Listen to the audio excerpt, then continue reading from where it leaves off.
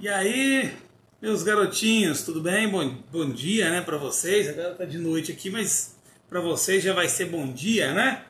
E mais uma aulinha para vocês. Hoje a gente encerra nosso livro de geografia, apesar da aula que tá agendada aí ser história. A gente vai fechar o livro de geografia hoje com a última matéria, o último módulo, o módulo 7 de geografia aí, falando sobre a América Anglo-Saxônica, falando dos espaços rurais nessa América Anglo-Saxônica, né? E, bom, vamos iniciar essa aula aí. Próxima aula a gente faz suas atividades e encerra o livro de geografia do primeiro bimestre. E aí a gente parte para um resumo, vamos fazer uma revisão. Semana que vem a gente vai dar um apanhado geral no que foi todas as matérias de história, todas de geografia. E aí já agendo com vocês algumas avaliações, beleza? Mas para a gente começar falando, né, desses espaços rurais, né, da América Anglo-Saxônica, vamos dar uma lembradinha, né, o que é essa América Anglo-Saxônica. A América Anglo-Saxônica é aquela América ali, aquela parte da América que foi colonizada pelos ingleses, né, ingleses que têm na sua origem lá a cultura anglo-saxônica. Então, por causa dessa língua, essa parte da América que fala essa língua inglesa, é conhecida como América Anglo-Saxônica. Essa América Anglo-Saxônica tem o Canadá e os Estados Unidos como seus países representantes, né? Bom, falar do espaço rural desses dois países é falar de uma parte que, de certa forma, é minoritária dentro deles, uma vez que esses países são países com um elevado estágio de urbanização, muita indústria, muito serviço. Mas mesmo eles tendo como principal fonte econômica, né, a fonte de renda desses países, as indústrias e o setor de serviços, a gente vai ter aí esses dois países entre os maiores produtores e exportadores de produtos agrícolas mundiais. Tá? Então a gente está falando aí de países que, apesar de ter uma pequena porcentagem de áreas rurais dentro da sua economia, ainda assim é um dos maiores, está entre os maiores países que produzem produtos rurais, está entre os maiores que exportam esses produtos rurais também, tá? Por que isso acontece? Isso acontece, obviamente, porque há um alto incremento tecnológico, né? Muita tecnologia investida nesses espaços rurais que fazem com que esses espaços consigam ser altamente produtivos. Esses espaços onde há essa mecanização, onde há todo esse investimento, a gente conhece como espaços intensivos, tá? Então é a agricultura intensiva, a pecuária intensiva. É quando tem muita pesquisa, muito investimento em pesquisa dentro desses dois países, dessas áreas, né? Essas áreas que têm muito investimento, são intensivas. Aquelas áreas que têm menos investimento, ou seja, áreas onde não se tem muita mecanização, as técnicas são mais rudimentares, a gente conhece como áreas extensivas. Então, nos Estados Unidos, a grande questão lá é que essas áreas rurais, né, são áreas de uma produção intensiva muito grande. Então, ou seja, muita tecnologia investida para que se produza muito. Geralmente, quando se há áreas intensivas, a produção é grande, né? Você consegue produzir muito em áreas pequenas. Então, às vezes você pega, por exemplo, uma situação, por exemplo, aí de soja, onde numa área intensiva você colhe 70, 75 sacos por hectare, numa área extensiva você tem menos investimento, óbvio, você gastou mais para produzir, porém você vai ter aí a produtividade também de 30 sacos por hectare, ou seja, você consegue muito mais se você trabalhar intensivamente numa mesma área, né? Bom, então a gente viu aí que há um dilema, um conflito aí dentro dos Estados Unidos e do Canadá a respeito dos espaços rurais, onde há a produção agrícola, e dos espaços urbanos, onde há a indústria e o mercado de forma geral. Vamos dar um foco agora, inicialmente, nos Estados Unidos, né? Vamos lá para os Estados Unidos. Estados Unidos a gente vai falar como é que funciona esses espaços rurais. Primeira coisa que a gente tem que falar dos Estados Unidos é que ele é está entre os maiores exportadores agrícolas mundialmente falando. São os que mais produzem para exportar. E só 3% da população americana vive no meio rural. Ou seja, 97% da população americana é urbana. Então é uma população muito pequena no meio rural. Aí a gente tem a noção, como essa pequena porcentagem consegue produzir tanto? Porque uma pessoa faz o trabalho que centenas fariam numa área do país subdesenvolvido. Nos Estados Unidos eles conseguem uma pessoa produzir por todos eles. Então não precisa de tanta gente trabalhando na área rural, como é o caso dos Estados Unidos. E o que se produz nos Estados Unidos? Os Estados Unidos produz muita coisa. Entre elas estão os grãos, que no caso o milho é um dos principais, o trigo devido ao clima, trigo e a cevada também estão entre os principais, a aveia, o centeio, são alguns dos produtos, né, que são produzidos nos Estados Unidos em grande escala. Apesar que a gente vai ter no milho e na soja os dois produtos de maior utilização dentro dos Estados Unidos, principalmente o milho, porque do milho, além de se produzir alimento, esse milho ele também serve como produtor de etanol. O etanol que nós fazemos da cana aqui no Brasil, os Estados Unidos faz do milho. Então a gente vai ter uma produção de milho muito grande para sustentar esse mercado interno de etanol aí, tá bom? Produz também lá muito algodão, muita fruta, a fruticultura nos Estados Unidos é muito grande. A pecuária bovina, tanto de carne quanto de leite, é bem produtiva. E todas elas contam com uma alta tecnologia, ou seja, são áreas agrícolas e de agricultura e pecuária, né, áreas agrícolas que utilizam na sua produção a forma intensiva, né, muita tecnologia envolvida. Além disso, é óbvio, a gente também vai ter lá muitas políticas de acesso à terra, né? Então, aqueles que tinham necessidade de terra conseguiram adquirir essa terra. E isso já é político, né? Já é desde lá de quando surgiu, é histórico, cultural dos Estados Unidos ter acesso a essa terra. Isso aí começou lá no período da colonização. Como é que funcionou a colonização da América do Norte? Da América anglo-saxônica em geral, né? Não na América do Norte, porque o México não faz parte. Como é que funciona? Bom, essa América anglo-saxônica, ela iniciou a sua colonização pela costa oeste dos estados, do que hoje é os Estados Unidos, a costa leste dos Estados Unidos. E essa costa leste dos Estados Unidos, ela tem um detalhe muito particular nela, que a colonização dela não foi feita homogênea, ou seja, não foi igual na costa leste, toda essa costa leste produzida de forma igual. As colônias que ficavam mais ao norte, elas sofriam o que chamavam negligência salutar, ou seja, como eram terras pouco produtivas, onde o clima não era muito favorável por causa do frio, essas colônias do norte deram um foco mais à agricultura para subsistência. Ou seja, vamos produzir só para nos mantermos mesmo, para sobrevivermos. Então, a cultura de subsistência. E focava esse mercado interno americano. Tá?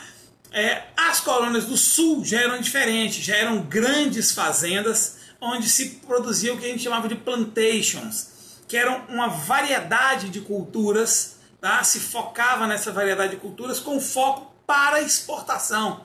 Então lá havia uma fiscalização mais severa da coroa inglesa na época. A coroa inglesa ia lá e fiscalizava mais os produtos que eram produzidos nas colônias do sul e deixavam mais largadas as do norte. Com isso, a gente vai ver que essas colônias do norte deram um foco maior para as indústrias, né? A industrialização. Então, se industrializavam mais, deixavam mais a agricultura era só para o consumo interno, tá? Lá foi feito, nessa época da colonização, o que eles chamaram de marcha para o oeste. O que era essa marcha para o oeste? Era sair, logo após essa colonização inicial dos Estados Unidos, focava-se sair dessas colônias que ficavam só ao leste e avançar no oeste, no grande oeste americano, até chegar à sua costa oeste, ou seja, atravessar todo um continente, né? Bom, para fazer isso, para chegar a esse continente, essa marcha do oeste, eles fizeram um programa chamado Homestead Act. Isso foi lá em 1862. O que foi esse Homestead Act? Esse Homestead Act era a lei da propriedade rural. Aquele que produzisse no mínimo 5 anos naquele pedaço de terra, que era padrão para todo mundo, que tinha o mesmo tamanho para todo mundo. Quem conseguisse ficar durante 5 anos ali, a terra era dele, ele seria dono daquela terra. Óbvio que isso não era fácil. Não era fácil porque para ficar nessa terra e enfrentar inúmeras intempéries aí, né? Entre elas os nativos americanos, os índios americanos, que ofereceram muita resistência a essa colonização dos Estados Unidos. Bom, na Havaiana do Sul a gente já falou que lá eram produzidos plantations, e nós vamos ter então no centro dos Estados Unidos as médias propriedades, né? As fazendas no norte e no meio dos Estados Unidos, no meio oeste dos Estados Unidos, produz-se muito na agricultura familiar. Tá? Se foca na agricultura familiar. Essa agricultura familiar, lá no século XX, ela começou a contar com sistemas intensivos de produção. E aí, olha para você ver o que acontecia. Esses pequenos produtores acabavam ficando muito menos competitivos que os grandes. Houve uma desigualdade.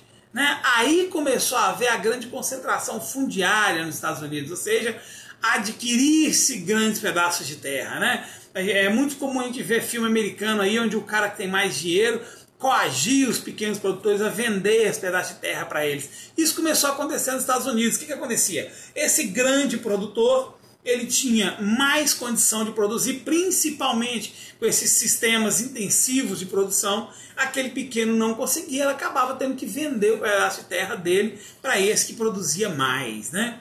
Bom, com isso, então, começou a criar essas concentrações fundiárias nos Estados Unidos e formou-se lá o que chamava-se de Cinturão Agrícola do Sul. Né? Cinturão Agrícola do Sul, principalmente da porção central dos Estados Unidos. Então a gente vai ver que essa agricultura americana, essa pecuária americana, essa parte agrícola, rural dos Estados Unidos, ela é dividida em cinturões que são conhecidos como belts, né? Farm belts, ou seja, cinturões agrícolas. Como é que funcionavam esses farm belts? São grandes extensões de áreas rurais que se especializam, né? Se especializam numa produção, numa forma produtiva ou pastoril, e se destaca ali algum tipo de cultivo. Então, quais são os principais cinturões agrícolas que nós vamos ter nos Estados Unidos? Primeiro cinturão, cinturões centrais, né, os Central Belts. O que são os Central Belts? Como tem um relevo mais plano e um clima mais temperado, lá vai ter solos mais férteis. Então lá se usa alta mecanização e elas são divididas em 3 áreas, em 3 belts, essa área, esse cinturão central. É o Corn Belts, que é o cinturão do milho, onde se produz muito milho justamente para alimentar, como eu falei, essa indústria do etanol americano que é feita através do milho. Vai ter o Wheat Belt, que é o trigo, né, que é mais um pouco mais na parte norte dessa região central, e o Cotton Belt, que é mais um pouco ao sul, né, onde tem um clima um pouco mais quente, produz-se o algodão. O Cotton Belt é o algodão. Tá? Além desse cinturão central, que é dividido nessas 3 partes, nós vamos ter o cinturão de laticínios, que é o Dairy Belts, que é mais ao nordeste dos Estados Unidos, né, e ali ao sul dos Grandes Lagos. Cria-se lá o gado leiteiro, é o setor agroindustrial de laticínios também se concentra próximo. Essa é outra vantagem dos Estados Unidos.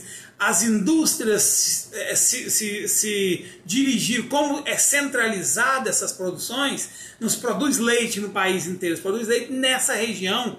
Então as indústrias, as agroindústrias voltadas para o laticínio se mudaram para essas regiões também. Então são próximas, o local onde se produz e o local onde se entrega esses produtos são todos muito próximos. Né? A gente vai ver isso em outros cinturões também. Bom, a gente vai ter nessa região do cinturão de laticínios insumos e técnicas intensivas utilizadas lá. São usados, por exemplo, hormônios, ração para o gado, melhoria genética do gado, ordenha por sucção mecânica. Ou seja, é investido em maquinária, em tecnologia para que se produza mais leites nessa região. Outro cinturão também, a gente vai ter o cinturão dos cultivos tropicais, né, os Tropical Belts, que é onde vai ter a Península da Flórida, vai ser a Península da Flórida mais ao sul, próximo ali ao Golfo do México. Essa região tem clima mais quente, então automaticamente é mais adequado para a produção de frutas, e as indústrias que produzem suco também estão mais próximas dessa região. Por produzir as frutas mais essa região sul da Flórida, é onde se tem mais indústrias que produzem esse suco. Ou seja, tá vendo como é tudo muito próximo? Eles não deixam, por exemplo, eu produzo no sul da Flórida, lá que tá ao sul dos Estados Unidos, eu produzo a fruta e vamos entregar, por exemplo, na indústria que fica lá no norte. Não acontece isso. As indústrias já se deslocaram para esses locais, porque sabe que é ali que se produz. Não vai ter fruta lá no norte, fruta é só lá no sul. Então essa é uma vantagem desse sistema de cinturões dos Estados Unidos. E aí a gente vai ter mais outro cinturão também, os cinturões verdes, né, ou cinturões, os green belts, né, os cinturões de hortifruti granjeiros, né. Por que hortifruti granjeiros? Essas áreas, elas são as áreas de maior concentração urbana nos Estados Unidos. E os produtos de hortifruti, ou seja, alface, tomate, verduras e frutas em geral, essas hortaliças, legumes aí, né, ovos, por exemplo, também é produzido, nessa faixa, é uma faixa de... São produtos que não podem demorar para ser entregues, eles perdem muito fácil, muito rápido. Então o que aconteceu? Vamos deslocar esse cinturão, fazer esse cinturão próximo aos grandes centros urbanos, para que os produtos sejam entregues mais rápido para as frutarias, para os mercados. Então consegue-se chegar a essas hortaliças mais rápido, por isso esses cinturões são mais próximos das grandes áreas urbanas do país. E aí nós vamos ter a faixa oeste, né? Que essa faixa oeste dos Estados Unidos é uma faixa que tem maior escassez hídrica, né? E um relevo mais montanhoso. Então, ou seja, o local que tem pouca água. Ele vai se dividir em dois cinturões distintos. Um é o cinturão da pecuária extensiva, que é os Ranch Belts. O que são os Ranch Belts? São aqueles ranchos, né, estilo rancho, que são as maiores propriedades agropecuárias dos Estados Unidos. A gente vai pegar na região do Texas, do Novo México, ali, região onde a gente vê geralmente aqueles filmes com aquelas fazendas grandes, aquele cara, né, de terno e de chapéu, óculos escuros, bem a cara do americano do Texas, né? Nessa região, como é uma região de clima árido e semiárido, se produz ali a pecuária de corte.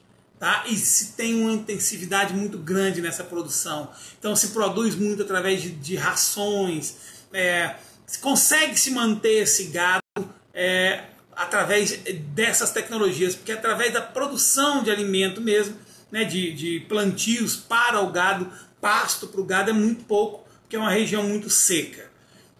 E aí nós vamos ter nessa região ali...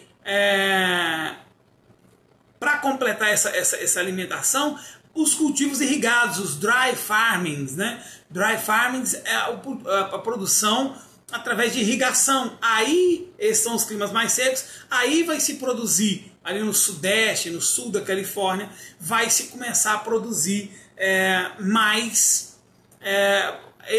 essa alimentação para esse gado é produzida nessas regiões irrigadas. Aí consegue se alimentar esses gados, que são essas grandes propriedades do sul dos Estados Unidos. Tá? Nessa região também se produz alguma quantidade de frutas, também irrigadas, e se usa tecnologias muito avançadas de irrigação para se conseguir atingir resultados. Tá? Bom, aí foi os Estados Unidos. Vamos partir para a segunda parte, então, que é o Canadá. Como é que é no Canadá? O Canadá ele enfrenta uma dificuldade imensa quando se fala na questão físico-climática. Por quê? Porque no norte dos Estados Unidos é uma região praticamente inabitável e improdutiva. Não se tem como produzir na região norte. Nós vimos nos módulos anteriores que essa região do extremo norte não dá nem para viver, nem para morar nela. Então esse extremo norte dos Estados Unidos, o frio inviabiliza a produção de atividades agropastoris. Então as áreas onde a gente vai encontrar a produção vai ser nas áreas de montanhas na costa oeste, onde vai se explorar muita madeira dos pinheiros, são as árvores coníferas, né? Aquelas árvores em formato de cone, que são pinheiros, e é tradicional do Canadá a produção desses pinheiros. Se produz muito esses pinheiros e se exporta, inclusive, essa madeira. E aí é usado o replantio das árvores. Se começa a replantar essas árvores para que esse mercado de madeira nunca acabe. Já no sul, nos climas mais amenos, são solos considerados férteis. Esses solos é usada a agropecuária, a agricultura, né, e a pecuária intensiva e mecanizada. Tá? Só 7% dos solos do Canadá são considerados solos férteis. O restante não é fértil. Então olha só, a quantidade é pequena. Ainda assim a gente vai ver, né, que para o Canadá é mais que suficiente. Ele consegue, nesse sul e sudeste, ter também as suas áreas mais populosas, e aí ele faz os cinturões verdes. Esses cinturões verdes é aquele mesmo esquema dos Estados Unidos, se produz o hortifruti granjeiro para ele chegar mais rápido e ter menor perda desse hortifruti. No sudeste, próximo ao litoral, nós vamos ter a floricultura, que o Canadá produz muita flor, os vegetais de estufa, os rebanhos, a avicultura e a produção de laticínios. Tá? Isso tudo na região sudeste, mais próxima, sudeste não, sudoeste, mais próximo ao litoral oeste dos Estados Unidos. E na porção central, onde temos mais planícies, é onde tem 75% da área de cultivo dos Estados Unidos, onde se produz grãos variados, como soja, milho, também o trigo, o centeio, a cevada. Todos esses produtos são produzidos nessa região central, nessa porção central dos Estados Unidos. A aula de hoje é isso aí, a gente deu uma geral, então agora a gente encerra o que tinha que falar da América Anglo-Saxônica. Vamos voltar semana que vem fazendo uma revisão e falando um pouco mais detalhado, um pouco mais por cima, né? A gente detalhou bem cada parte dessa. Vamos dar um resumão no conteúdo do módulo 1 ao módulo 7 na semana que vem. Mas antes disso, eu vou passar para vocês aí algumas atividades. Vamos marcar algumas, são poucas, não são muitas atividades não. Vamos marcar na 343, questão 1, 3 e 4. 1, 3 e 4. Na 344, questão 1 e 4. E o desenvolvendo habilidades, nós vamos fazer as duas questões que tem lá. Só tem duas desenvolvendo habilidades. Fazemos isso então, semana que vem a gente volta onde a gente vai dar uma olhada na revisão de conteúdo e na correção dessas atividades aí, beleza? Até semana que vem, pessoal. Beijão pra vocês, bom fim de semana. Valeu!